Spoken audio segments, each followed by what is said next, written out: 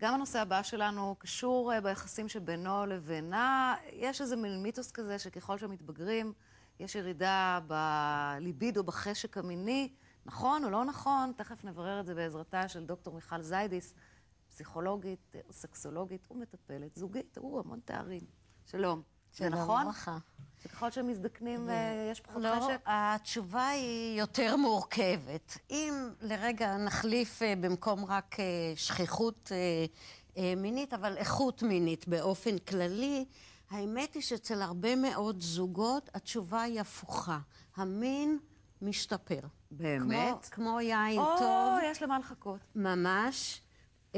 ויש לזה גם הרבה סיבות, יש יותר ניסיון, יש פחות לחצים, יש הרבה סיבות. הילדים כבר לא בבית, הילדים אפשר לא לישון בבית, טוב גם. בדיוק. לא יפים. אבל אצל הרבה מאוד זוגות, הבעיה היא באמת המין,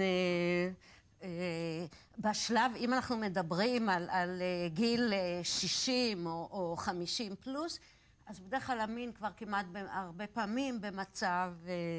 את מדברת על זוגות נשואים, שנשואים כבר הרבה שנים, או בכלל. תראי, אני חושבת שאחד הדברים שבאמת נמצא של אנשים נשואים, יש סקס יותר טוב. לאורך זמן? כן, כן. אנשים נשואים... תראי, הכוונה היא, אנשים בדרך כלל נשואים לאורך זמן, לא לכמה חודשים. לא, אני מנסה, חשבתי שלא הבנתי טוב. כן, לאורך זמן זה ממצא... שנמצא אותו בכמה מחקרים, לאנשים נשואים בכל הגילים. יש מין, יש חיי מין יותר טובים. רגע, אבל תמיד אני שמעתי אחרי 3-4 שנים, זהו נמאס, אין חשק יותר, מכירים, זה שוחק. כן, אז זה גם זה תהליך שקורה נכון, האמת היא שאותם אנשים שמתלוננים על שהמין שלהם נגמר, או שאין חיי מין, או מין מאוד גרוע, בגילים המבוגרים, את תשאלי אותם את אותה זה לא התחיל בגיל 50. מה את אומרת? את תשאלי אותם בגיל 30, בגיל 40. הם יענו אותו את אומרת 4-5 שנים, אני שמעתי אנשים שאחרי חודשיים כבר אומרים, מיצור? שגרה וכל מיני דברים, וזה לא הזמן של הנישואים או הגיל שעושים. אז את אומרת, זה האישיות הבסיסית.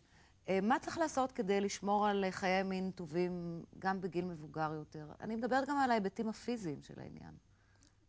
כמו כושר גופני, כמו תחלואה, כמו דברים כאלה. קודם כל תמיד צריך לשמור כמה שאפשר, אבל האמת היא שהערכה היא שהאנרגיה והכושר הגופני לקיים יחסי מין מלאים זה עלייה של 20 מדרגות. אז מי שמסוגל לעלות קומה אחת, לא נורא. מסוגל גם לקיים יחסי מין. זאת אומרת, גם יש מחלות שרתוקים למיטה ואז אין מה לדבר, אבל רוב האנשים, גם בגילים מאוד גבוהים, מסוגלים למאמץ של עליית 20 מדרגות. זה לא תירוץ. בקיצור, תחפשו תירוצים אחרים, אבל היום יש, לגברים לפחות יש עזרים טקטיים מצוינים כדי באמת לקיים יחסי מין מלאים עד גיל שיבה, אבל מה עם נשים?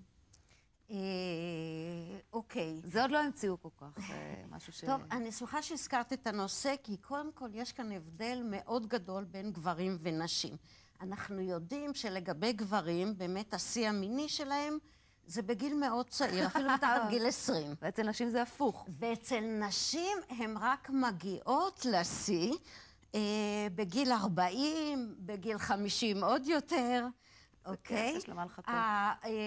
הבעיה היחידה של נשים שהרבה פעמים עם הפסקת ההורמונים, אז יש איזשהו יובש בנרתיק, אבל קודם כל הוכח שנשים שמקיימות יחסי מין, לא מתייבשות. באופן רצוף לא מתייבשות, וחוץ מזה יש כל מיני משחות מקומיות. זאת אומרת, אין תירוצים. מקומיות. עכשיו... ואם לא בא לכם על בן הזוג שלכם, אז תחליפו אותו, לא? לא, אני לא, אני חושבת שלא כל כך פשוט למצוא בן זוג טוב. אז שווה להתאמץ. כן. אז בואי נענה לך על השאלה, ממש בקצרה, כדי ש...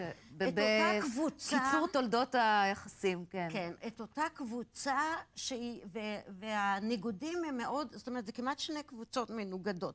כאלה שאצלהם המין אומרים, הגענו לגיל 50 ובכלל... די, מספיק לנו. והתופעה השכיחה היא שהם פשוט לא מקיימים כמעט בכלל.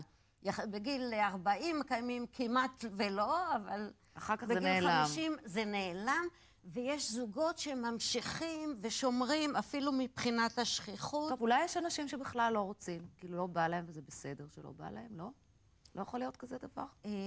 בוודאי שיכול להיות. אז מה כן עושה שיבוא להם, אוקיי? שהם יהיו נחמדים אחד לשני? אז קודם כל אני חושבת, זה גם, אבל דבר אחד שמאוד חשוב, זה קודם כל לעשות את זה.